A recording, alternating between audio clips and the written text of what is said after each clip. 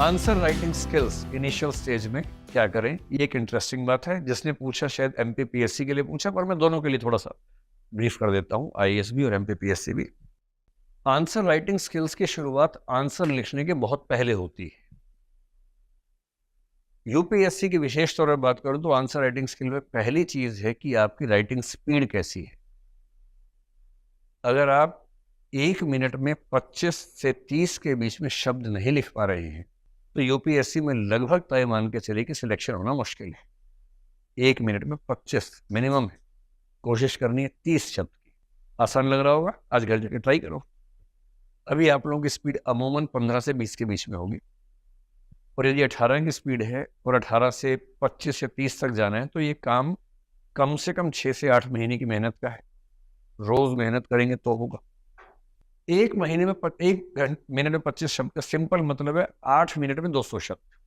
UPSC में 20 questions आते हैं, 3 घंटे होते हैं, 180 मिनट होते हैं, 9 मिनट प्रति प्रश्न मिलते हैं। 1 मिनट सोचने में, ड्राफ्टिंग करने में, सिनॉप्सिस बनाने में लग जाता है, तो मिलते हैं 8 मिनट प्रति प्रश्न। और आंसर की डिमांड यूपीएससी की 200 शब्दों की होती है। सिंपल सी कैलकुलेशन है, 8 मिनट में 200 शब्द लिख पा रहे हैं तो कोई क्वेश्चन छूटेगा नहीं, और यदि क्वेश्चन छूट रहे हैं तो सिलेक्शन होने की संभावना बहुत कम है। इस बात को मान के चलना है। तो जिनको आंसर राइटिंग के स्किल्स पे काम करना है, नंबर 1 जो काम करना है, राइटिंग स्पीड बढ़ानी है। ये हर जगह काम आएगी, यूपीएससी में, पीएससी में भी। यूपीएससी में चैलेंज थोड़ा ज्यादा होता है। नंबर 2, बिना विस्तार में जाए संक्षेप में बता रहा हूं। कोई कुछ भी कहे, ये मान के चलिए कि इस एग्जाम में हैंड राइटिंग का प्रभाव बहुत ज्यादा होता है। मैं जब भी मुख्य परीक्षा के बच्चों को मेंटरशिप में या अस्मिता योजना में तैयारी करते हुए देखता हूं, उनसे मिलता हूं, जिनकी हैंड राइटिंग अच्छी होती है, मैं अमूमन उनको इस तरह से बोलता हूं कि आपको एडवांस में बधाई हो। उनके सिलेक्शन का चांस इतना ज्यादा होता है। मैं आपको कुछ संकेत में एक बात समझाता हूं हैंड राइटिंग को लेकर, ताकि थोड़ा सा मेरे सामने दुविधा ये है कि मैं कितना विस्तार में जाऊंगा ना। मैं ज्यादा विस्तार में नहीं जा रहा, केवल एक एग्जांपल देकर समझाता हूं। यूपीएससी की बात अगर मैं करूं, जनरल कैटेगरी से आईएएस बनने के लिए जो मैक्सिमम आपको रैंक चाहिए वो 75 रैंक के ऊपर, मतलब अगर उसके नीचे आप हैं तो जनरल कैटेगरी से आईएएस नहीं बन सकते। इस बार 75 रैंक में जो बच्चा है उसके 997 मार्क्स है।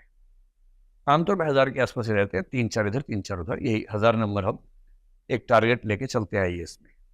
इस बार 997 है। जनरल कैटेगरी का आखिरी रैंक जो यूपीएससी में इस बार है, मतलब जिसके बाद जनरल में सिलेक्शन हुआ ही नहीं किसी का, वो रैंक में भी थोड़ा सा भूल रहा हूं, वो 600 के आसपास कुछ रैंक होगा। उसके नंबर जो आए हैं वो 953 है। अब सिंपल खेल समझ गए, 953 से कम जिसके भी नंबर है और वो जनरल से है, सिलेक्शन नहीं हुआ। 997 या उससे ज्यादा जिसके भी हैं और वो जनरल से है, वो आईएएस बन गया है। सिंपल सी बात है। इनके बीच का अंतर इस बार कुल मिला के 44 नंबर का है। आमतौर पे ऐसे ही होता है, 40-50, रेयरली कभी कभी थोड़ा बढ़ता है, लेकिन आमतौर पे इसके आसपास का अंतर होता है। अब मैं आपको एक दूसरी कैलकुलेशन करके दिखाता हूं। मान लीजिए कि 3 बच्चे हैं, ए बी सी, तीनों के आंसर्स एकदम सेम है यूपीएससी में, एक शब्द का भी अंतर नहीं। हैंडराइटिंग का अंतर है, एक की हैंडराइटिंग बहुत सुंदर है, एक की एवरेज है, एक की खराब हैंडराइटिंग है। अब सिर्फ ये बताएं कि एक क्वेश्चन अगर मैं मान लूं कि 12.5 नंबर का है, वैसे आजकल 15 नंबर के 10 और 10 नंबर के 10 सवाल आते हैं, लेकिन कभी कभी 12.5 नंबर के 20 सवाल आ जाते हैं। वो यूपीएससी की जैसी इच्छा होती है। 12.5 नंबर में से कितनी भी कोशिश कर लीजिए, मुझे नहीं लगता कि यूपीएससी 7.5 से ऊपर नंबर देती है किसी सवाल में।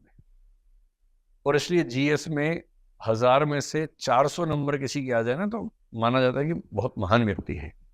ये हालत है। तो मैं ये मानता हूं जिसकी हैंडराइटिंग बहुत सुंदर है, ए, आंसर भी शानदार है, तो उसको 7.5 नंबर मिल गए होंगे, क्योंकि मैक्सिमम लेवल है। आपकी राय में अगर बी ने ठीक वही उत्तर लिखा है, एक भी शब्द का अंतर नहीं, बस हैंडराइटिंग इसकी एवरेज है, उसकी शानदार थी, तो नंबर बराबर मिलेंगे या हल्का फुल्का अंतर आ जाएगा? आ जाएगा। सीधी सी बात है, कॉमन सेंस है। और पेपर चेक करने वाला भी तो मनोविज्ञान के नियम उससे भी लागू होते हैं। मैं मान लेता हूँ कि ये 7 नंबर ले आएगा, इसका कुछ भरोसा नहीं है, हैंडराइटिंग कितनी गंदी है उस पर डिपेंड करेगा, एग्जामिनर पढ़ भी पा रहा है कि नहीं पढ़ पा रहा है कुछ नहीं पता। तो इसके बारे में हम एक्स लिख लेते हैं अभी। और ऐसे बच्चों से मेरा निवेदन है, या तो हैंडराइटिंग ठीक कर लें या करियर बदल लें अभी से। यूपीएससी में, एमपीएससी में अगर आपको लगता है कि आप खराब हैंडराइटिंग के साथ कोई अच्छा रैंक ले आएंगे, तो मेरे हिसाब से ऐसा होना मुश्किल है, बहुत मुश्किल है, जब तक कि कोई ऐसा जुगाड़ आपके पास ना हो जो मैं नहीं जानता हूँ। सीधे रास्ते से तो लगभग नामुमकिन है। अब एज्यूम करते हैं कि इस बच्चे ने 20 के 20 क्वेश्चंस इसी तरह के लिखे, इसने 20 के 20 ऐसे लिखे, इसे एक पेपर में 150 नंबर मिले, इसे एक पेपर में 140 नंबर मिले, 10 नंबर का अंतर पड़ गया। और यूपीएससी के मेंस में 4 जीएस के, 2 ऑप्शनल के, 1 एसए का 7 पेपर होते हैं, और 10 गुणा 7 होता है 70, और सारा खेल जो है वो 44 नंबर का है। अब ये बात मैं बच्चों को समझाता हूँ तो वो कई बार समझने को तैयार नहीं होता। नहीं, यूपीएससी के नियम में लिखा हुआ है कि हैंडराइटिंग बस पढ़ने लायक होनी चाहिए। मैंने कहा हाँ, जैसे यूपीएससी के नियम में तो बहुत सारी बातें लिखी हैं, ये भी लिखा कि सारे वैकल्पिक विषय बराबर होते हैं। बोले हाँ होते ही है। मैंने कहा ठीक, वैसे संविधान में आर्टिकल 14 में लिखा है कि देश के सारे नागरिक बराबर है। एकदम सही बात है, संविधान में लिखा हुआ है, और कितने बराबर है हम सबको पता ही है। तो किसी किताब में, किसी नियम में लिख देने से अगर चीजें हो जाए ना, इसी को बोलते क्यूट समझ। और जब कोई ऐसा क्यूट व्यक्ति मिले, क्या करना है, उसकी चिकोटी काट लेनी है ऐसे करके कि वाह तुम इतने क्यूट व्यक्ति कहाँ थे अब तक। ये हाल है। इसलिए आंसर राइटिंग स्किल्स करते रहेंगे बाद में, पहले राइटिंग स्किल्स कर लीजिए, स्पीड बढ़ा लीजिए, हैंड राइटिंग साफ सुथरी कर लीजिए।